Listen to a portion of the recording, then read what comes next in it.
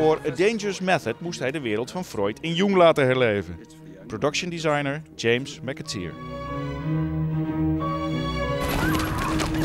Perhaps she's the one for your experimental treatment. Tell me about the first time you can remember being beaten by your father. It excited me. Production designer will do the overall look of the film.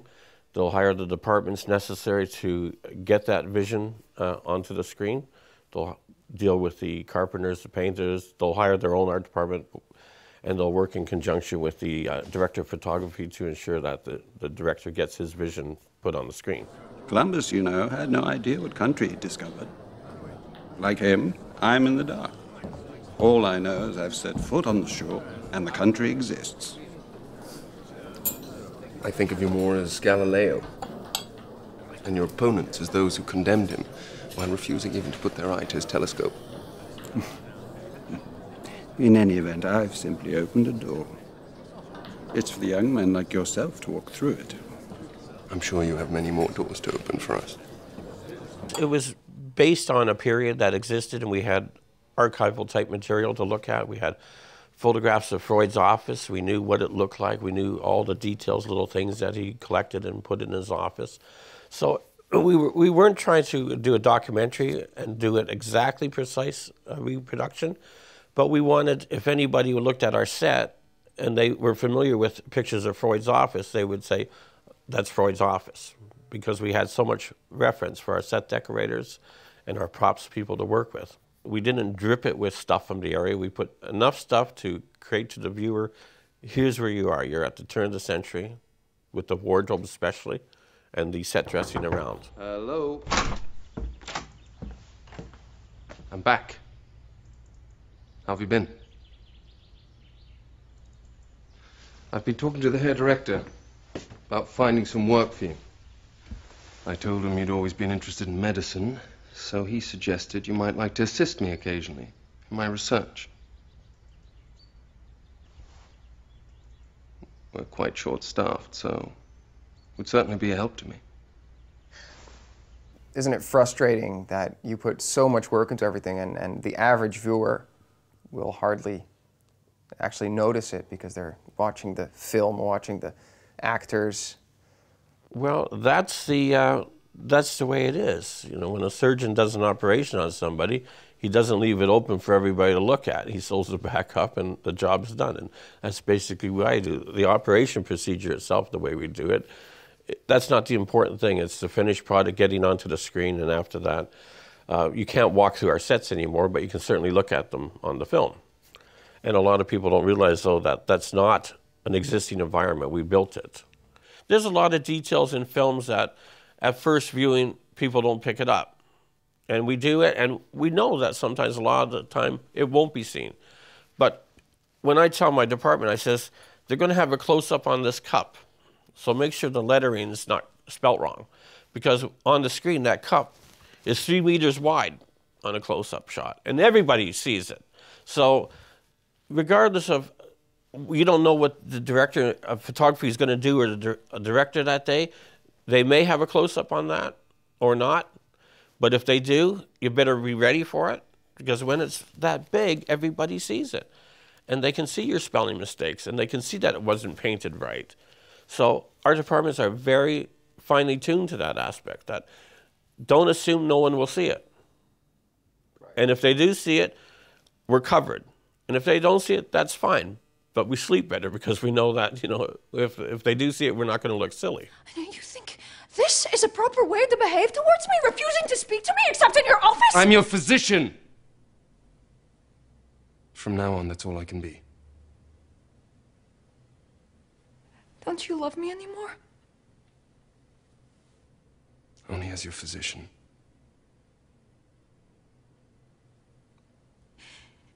You think I'm going to stand for this? What choice do you have?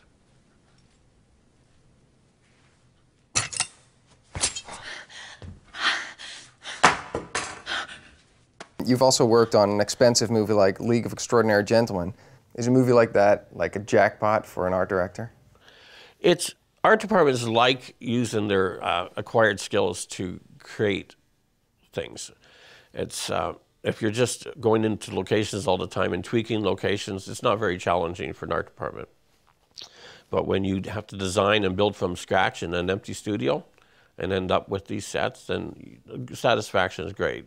That you can actually walk through a thought.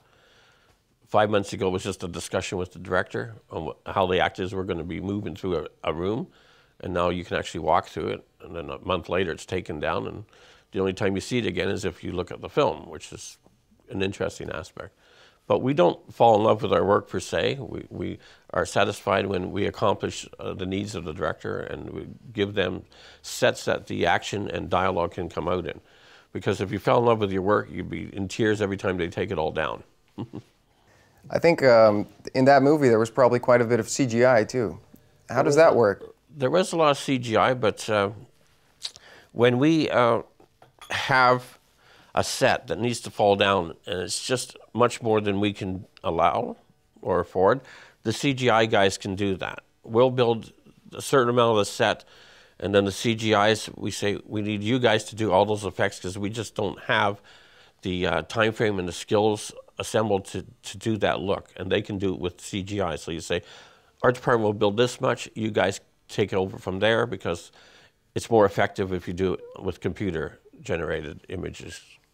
But isn't it sort of a threat too, because a lot of movies now are mostly CGI? As long as someone still has to touch something and move on it, it's still problematic for them to interact certain things, crossing over certain images. It's still technically difficult for CGI people to do things that it's easier for us to put a chair here rather than trying to put it on a computer-generated image. It's easier for people to still interact with physical sets. And it helps the actors a lot too.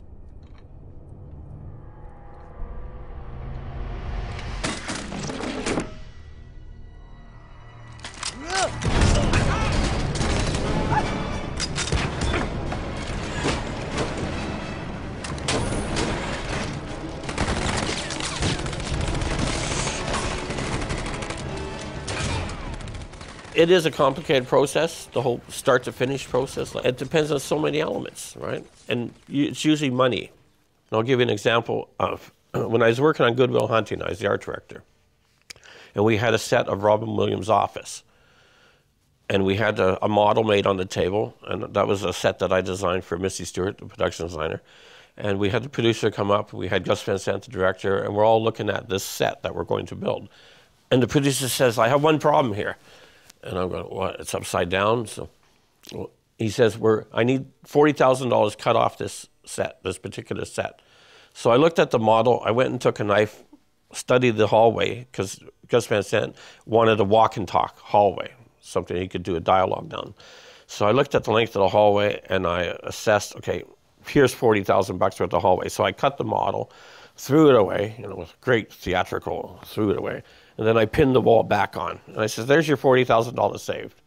So the producer looked at, and everybody's got a little smile on their face, but nobody was thinking it was terribly funny because, well, that's $40,000. And the director says, yeah, I can still work with that. And the construction coordinator said, yeah, that's $40,000 worth. So the producer reaches across the table, shakes my hand, and says, thanks a lot, I'm out of here. And everybody says, great, let's start building the set.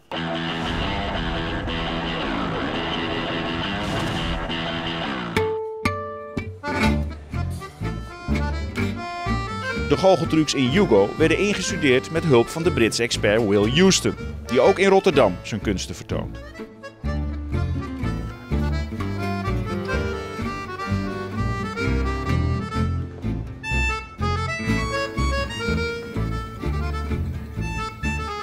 I guess the challenge is trying to teach an actor in a few months how to look like someone who's been doing magic for 40 or 50 years, which takes quite a lot of doing.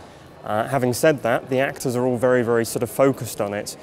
So Ben and Asa are both concentrating and working really hard with a fixed deadline, so they work perhaps harder than most people might do when they were learning stuff. In fact, we came across a problem almost because they were learning too well. In one of the scenes we shot, Méliès is showing Hugo how to do a trick where he spreads out the cards in a fan, and Méliès had to perform it like he'd been doing it for 40, 50 years, and Hugo had to do it like he was trying for the first time and then make a mistake and drop the cards. Because Asa had been practicing so much, he was too good at doing the fan. So instead of giving him a nice deck of cards that was sort of all neat and new and fresh, I took some of the cards and rubbed them on the floor to make them dirty, bent the cards, and generally tried to destroy the deck a little bit, so that when he tried to fan the cards, he'd end up with clumps of cards going out in a sort of not very neat fan, and it would look much worse, like he was learning how to do it and trying for the first time, rather than having practiced for a few months.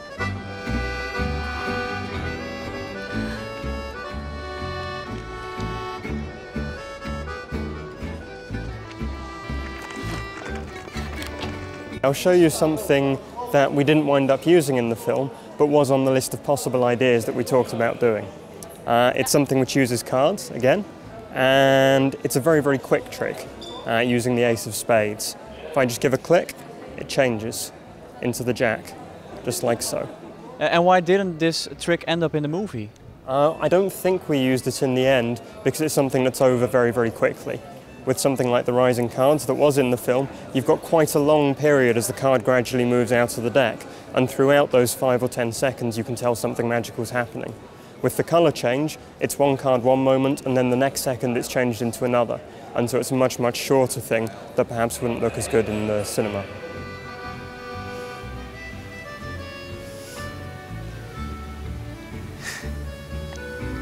Is this your card? In true magic fashion, would you mind just sliding one out for me? Oh, ignore the face-up one. Have a look at it, remember it, and show it to everyone else, and maybe to the camera as well. Okay, that's perfect, thank you. We'll slide that in, right into the middle of the deck, as fairly as I can do it. And with one snap, pops back straight through up to the top.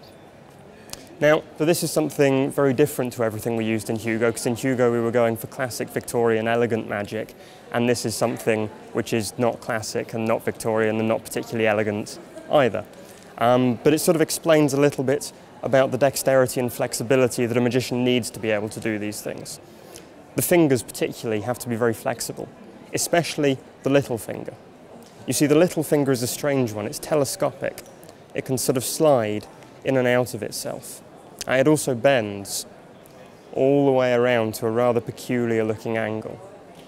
This isn't the bad bit though. The bad bit is if you start to push.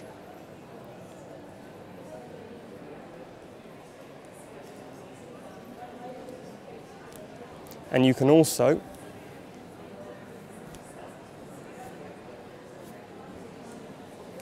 and then you just have to push it back into place again.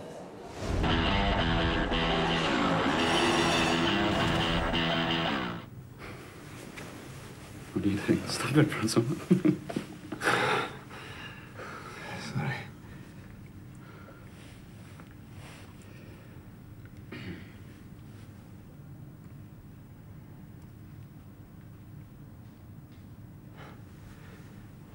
Why me?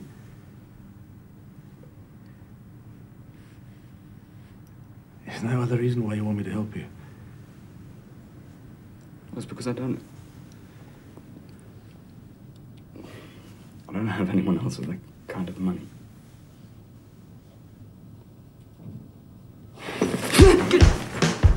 Wat vond u ervan? Ik vond hem verschrikkelijk. Ik vond het een hele goede film. Ja. Een mooie film om naar te kijken eigenlijk niet. Het was wel, wel indrukwekkend. Heel erg om te zien. Overdonderend, dat is een goed woord. Echt heel heftig. Dat was natuurlijk een eye-opener. Op een bepaalde manier vind ik het wel een verfrissende film. Want als je leest zeg maar, waar die over gaat, dan krijg je al een soort medelijden met een man die homoseksuele gevoelens heeft in zo'n samenleving. We speelden in Zuid-Afrika onder blanke mensen en mannen. En ze hebben homoseksuele relaties. Ik denk dat het racistische niet het schokkende is. Nou, die verkrachtingsscène was voor mij heel onverwacht. Ik had echt zoiets van, hè? Wat gebeurt hier? Ja, die was wel hard, ja. Die mensen naast me zaten ook echt allemaal zo. De hoofdpersoon is niet per se sympathiek en die scène waar u op doelt, daar is die zelfs buitengewoon onsympathiek. Ik ben nog nooit zo geschokt geweest tijdens überhaupt een film. Tuurlijk niet, man, kom op. Pijp is toch van altijd. Nee, geen spijt. Maar het is niet iets waar ik zeg van, joh, je moet die film gaan zien.